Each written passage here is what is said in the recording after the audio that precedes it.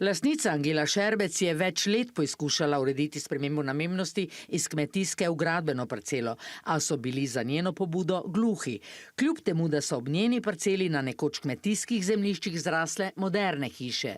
Sem pa šla naprej na občino, pač tja, na upravno enoto. Vprašala, pravi, mesto se širi vznotraj na ven.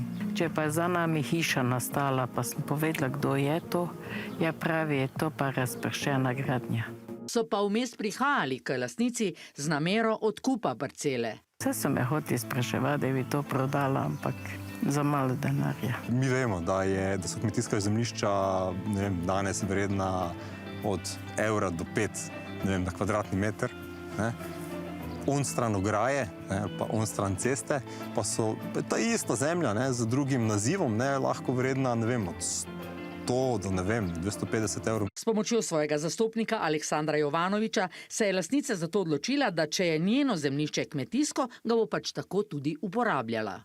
Če tebi država oziroma lokalna skupnost reče, tvoja zemlja, ki si katere lastnik si ti, je lahko samo in edino kmetijska, potem bomo se pošli kmetijstvo. Prva je naselitev prašičev med tamkajšnjimi prebivalci dvignila ogromno prahu, a ne za dolgo.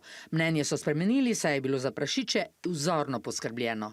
V mestu ne vidijo tudi otroci nič takega, ne?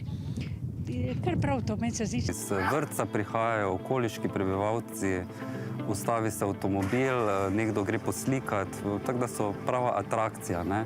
Danes prašičev ni več. Zadnji so domovanje zapustili v začetku preteklega leta oziroma takoj zatem, ko je mestna občina sprejela novi OPN, ki je zajemal tudi to sporno parcelo.